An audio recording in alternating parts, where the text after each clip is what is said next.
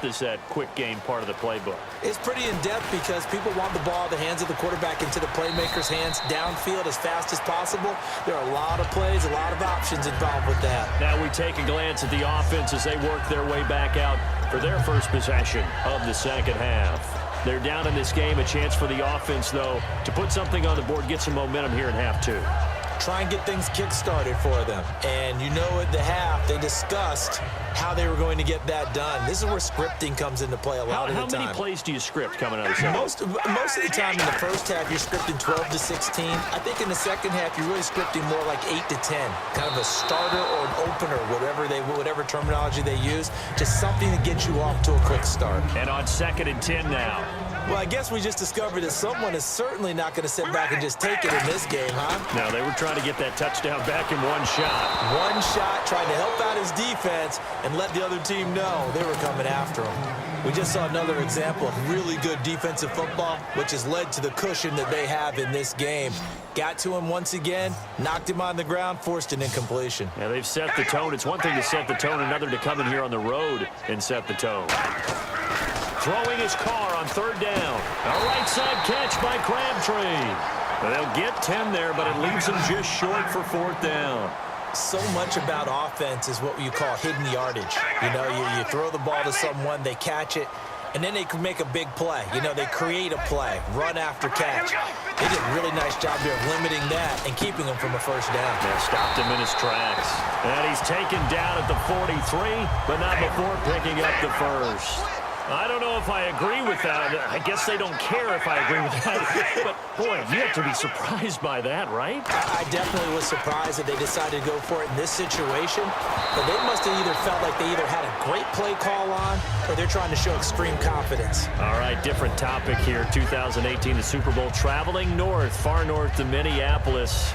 Early predictions for that one. Who you got? Well, you know, everyone's still waiting in the NFL for a home team to play in its home stadium, right? So could the Vikings be that team? I'll start in the NFC, and I'm going to say no. I think Seattle. Starting to get near that maybe last run with their defense. But Earl Thomas returns. I like Seattle coming out of the NFC. How about you? Well, I'm actually going to take a Dallas Cowboys NFC title run. I think that he rifles one that's intercepted. Picked off by the former first-round pick, Demarius Randall. And they will take over possession of the football at their 42-yard line.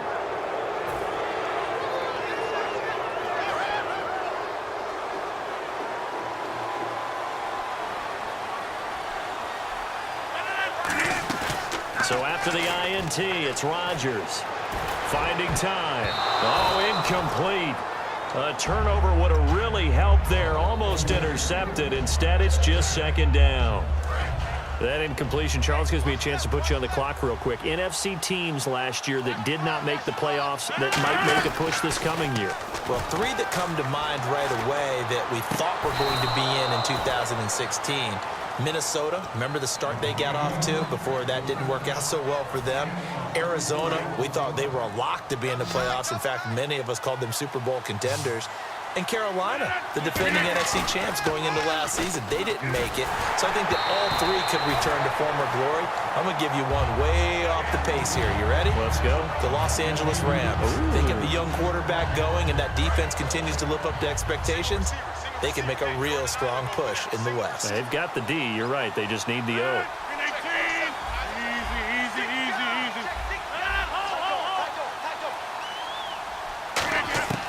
Rodgers will try again on 2nd down. And incomplete there. A nice hit. Jars the ball free and brings up 3rd down. Everything about that play tells you about today's NFL offenses and what they're asking out of running backs. You can't just be a guy who can run the football. You have to be able to catch it as well, and he didn't get that done on that play. Here's Rodgers. Caught on the right side by Adams. They get 7 there, but it brings up 4th.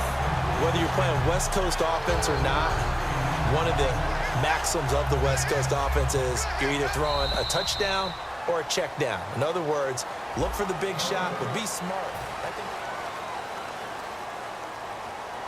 And we'll begin it with a field goal try here. This to make it a 3-score game late. And Crosby puts it through, And that will extend their lead even further. And you figure with that, this game's pretty well out of reach. It would take a heck of a comeback at this point. Being 3 scores down, I think that's too much to ask with time winding down here in the fourth. Here's Tywan Jones on the return. And he's all the way up across the 40 and down at the 42-yard line. Great return. The Raider offense now making their way toward the huddle. And following the interception, we'll see what they can put together on this drive. I can hear my old college coach right now. He always used to tell us before every game, the team making the fewest mistakes will win. What they're hoping is that last mistake is their only one of the game. Coaches, that's all they talk about, turnovers, right? Minimizing those and maximizing opportunities. Over the middle, Amari Cooper, it's complete. A good pickup there of 20 yards. So Amari Cooper out of Northwestern High School in Miami making a nice play there. And it's so funny that when I was going through the draft process when he came out of Alabama, and all the way in. Touchdown, Oakland.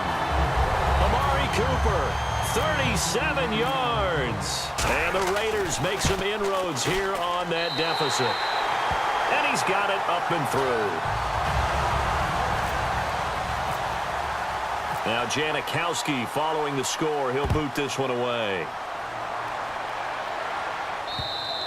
And this will be a touchback as that sails over the end line.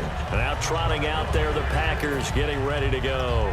And they're not going to play this conservative, I don't think. They had the field goal last time, and they're up, but they're looking to put a drive in the end zone. Oh, I agree with you totally. No one goes out on the field and says, all right, let's just settle for 3, except in certain situations, trying to ice a game, that sort of deal.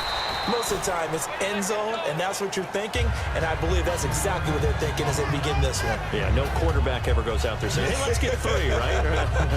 Not one that I've ever met. Play clock winding down. Again, it's Lacy. And this time not as successful as he'll get back to the line of scrimmage and no more. They'll lose a yard, and it brings up 3rd. And in this situation with a lead 4th quarter, they're liking keeping the ball on the ground, I'm sure. That's just smart football, but you know the defense has to know it as well. They've got to stop them here. So now we're going to see that loading the box in a big way.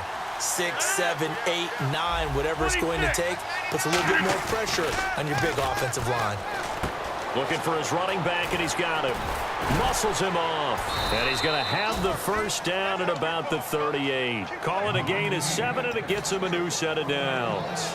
And that pickup of a first down, that's going to leave a mark because they really needed to stop them there, didn't they? Oh, so frustrating. Defensively, you're a play away from getting that football back here. And no escaping this time as he'll go down. They got him for a sack.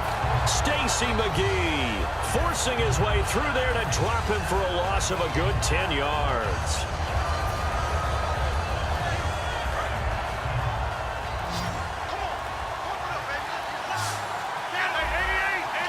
The play clock's running down. On 2nd down, here's Rodgers. Got a man, and he hits him in stride. The reception good for 7. It's 3rd down. Now whistles, and the Raiders are going to signal for a timeout. It's just their first. They'll be down to 2 remaining as we step aside here in the 4th quarter.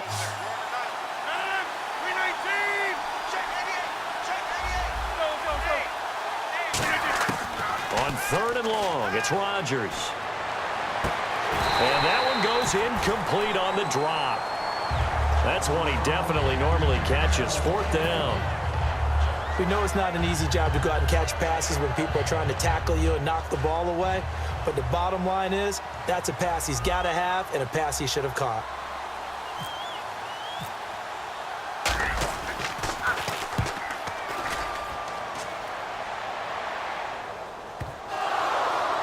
And wow, fortunately he was able to get it back, but it's left his guys in a bit of a hole here. They're backed up deep to start this drive.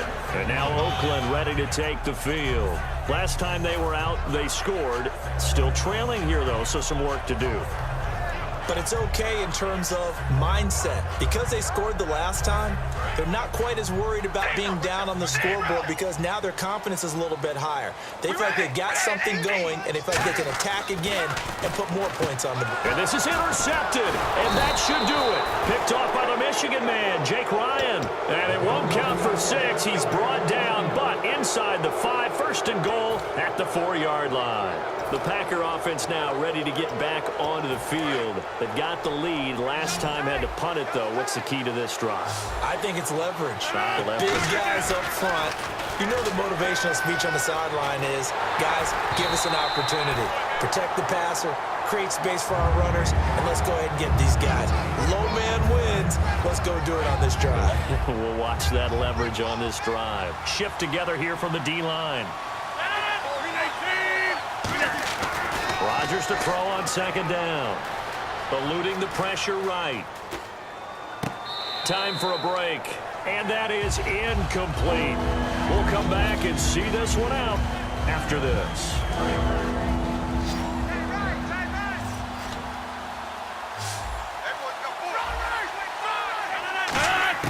Now Rodgers. That's caught at the 2. And he will get this into the end zone. Touchdown, Green Bay. Randall Cobb. 2 catches, 2. Oh, they flip it to the kicker. He looks like he's going to throw it. And his guys capitalize on the short field as they take it in for 6.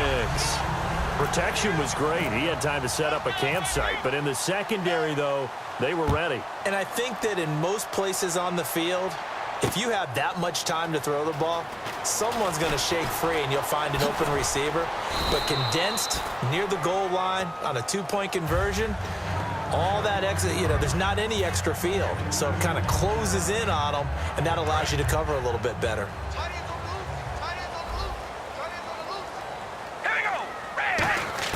They go back to the air here after the INT on the last drive. Roberts with it over the middle. It's a pickup of 19, and it'll give the Raiders a first down. And they're going to hurry back to the line now. All right, here we go. Throwing on first down is Carr. Surveying the field. Crabtree with it over the middle. And he's going to get this all the way down inside the 35. It goes as a pickup of 23. And the Raiders are going to have a first down. On 1st and 10, here's Carr. He's going to let it fly. And they went big on first down. Proves unfruitful. Tremendous field position there and a perfect time to do exactly what they did. Take a shot at the end zone. And they went for the big play, just unable to complete it.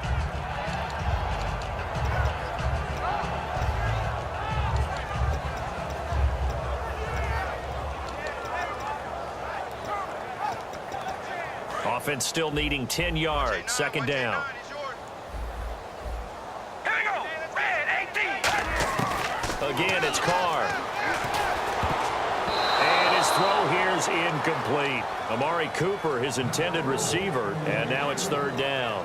Let's give some credit to the defensive guys on that play. Able to bat that one away. Sure looked like they were trying to hit the corner route. Well, here we go now. An extra defensive back in there on 3rd and 10. And he'll have his man. That's Cooper. And a nice gain of 21 yards. He's such a good route runner. Shows it there on 3rd down. Very proficient and a good pass. And you know what I've observed over the years in the NFL? And this is intercepted, and that should do it. It's Nick Perry with a pick. And a big turnover there as his guys will get the football back. And Green Bay getting ready to go as they take the field.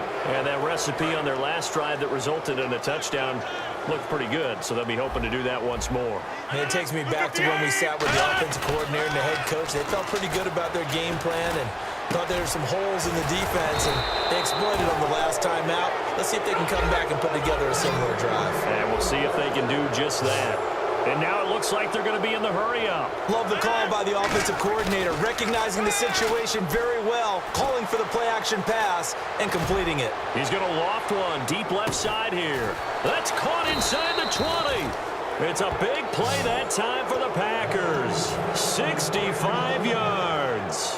Today's receivers in the NFL, they're the complete package nowadays. We know they can run, we know they can catch, but they have those big frames now. So oftentimes they just out-physical guys downfield and go up and catch the football. And we saw a big gain as a result on that play. And he fires one that's intercepted. Picked off by David Anderson. And that